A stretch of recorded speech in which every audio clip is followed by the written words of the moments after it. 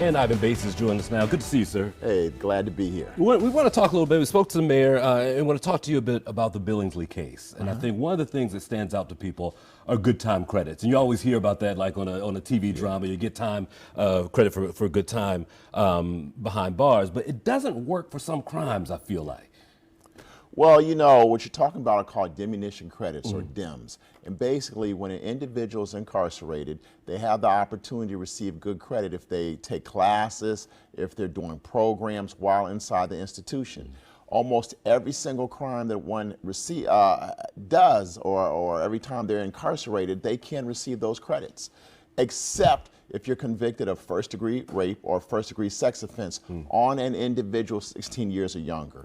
So that is the change. In 2016, the legislature made that the law. So now you understand why Mr. Billingsley, even though he was convicted of rape in the first degree, how he was allowed to earn diminution credits. They usually get about, maybe for every month of time you're in, good time, you almost get an entire month off your sentence. That's why you see individuals doing about half of their sentence, or here you had an individual doing less than 2/3 of their sentence. And I'm sure you get when you hear from people out in the public, it leaves them scratching their head. I think that they think if it's petty theft or if it's something that, you know, is a crime that ends up being a misdemeanor, it seems as though it's easy for them to accept that. Yeah. But for murder or for a rape, it just seems like they don't want to even hear about that being a possibility for them. Well, I agree, and that's why I think the legislature may need to want to look at that issue again. Sure. For instance, looking at diminution credits for individuals convicted of first-degree rape or first-degree sex offense. Maybe the judge is the one, based on after hearing the facts, to decide whether or not that individual would be eligible for diminution credits. So there are a number of things I think the legislature could look at in terms of this. This case clearly was able to highlight some of the concerns that citizens have with the criminal justice system. You know, for misdemeanor, you're only really doing now 1/3 of your time for a misdemeanor. Wow. That's why I remember I went to Annapolis on the handgun bill to say, hey, right now, if you have a legal handgun, under the old law was 3 years. 3 years equated to 8 months incarceration if you're given 3 years. Man. Now it's 5 years, so now that equates to 15 months incarceration. Okay. So looking at what's going on, I was a defense attorney for 20 years and a prosecutor for 6.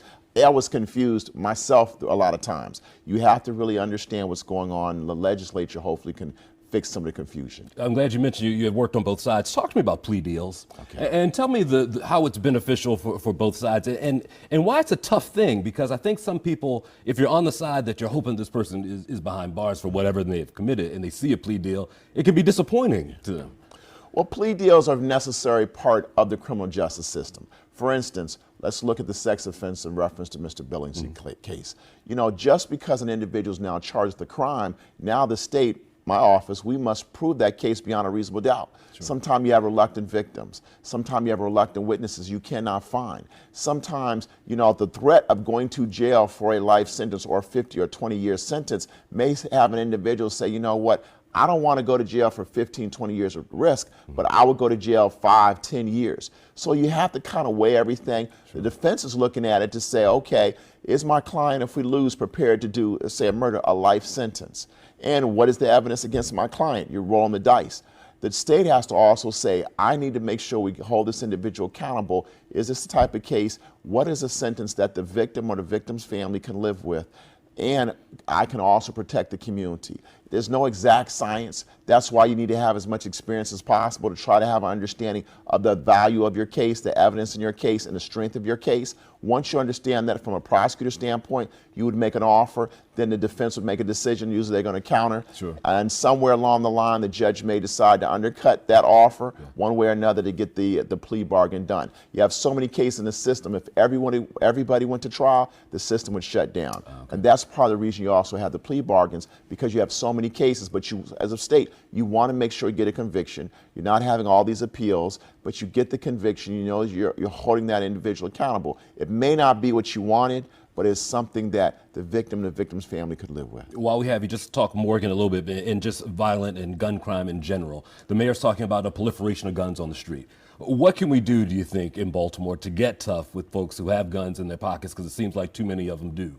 Well, exactly. You know, look, one of the things I was talking about this when I ran, over a year ago. remember. You know, illegal handguns, illegal handguns, illegal handguns. The problem are illegal handguns is simple, but the bigger problem is young people, juveniles with illegal handguns. We really have to do something with the juvenile law and go down to Annapolis and really do something with juveniles, especially with handguns. We have to be able to hold young people accountable with the illegal handguns. Unfortunately, young people aren't really valuing their life enough, and that is very concerning. We must, unfortunately, tighten up the laws, strengthen the laws, and say, look, if you're going to have an illegal handgun, there's a high probability and possibility you will go to jail as an adult, and as a juvenile, it's a high probability and possibility that you can be detained. We can try to give all the young people the wraparound service, and hopefully that will change. Right. But if you, as a juvenile, commit a violent crime with a handgun, unfortunately, in the adult system, we are asking for jail and prison time. Consequences. There are consequences for those actions. Adam Bates, good to see you, man. Likewise. Appreciate it. Likewise.